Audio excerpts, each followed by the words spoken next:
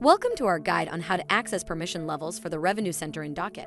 The Revenue Center plays a crucial role in tracking and managing revenue data in your organization. Docyt offers distinct permission levels to control access and responsibilities within this module. Understanding these permission levels ensures proper management of revenue-related information.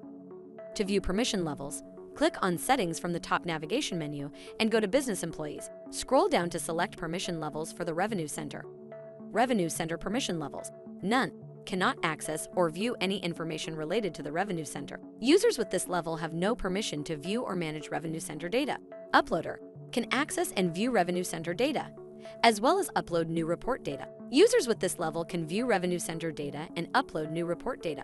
Admin can view, verify, and manage revenue data in the Revenue Center with complete control and access. Users with this level have full control over Revenue Center data. And there you have it. You have now learned how to access permissions levels for the Revenue Center in Docyt. Thanks for watching this video. Check out our How to Videos playlist to watch more videos like this.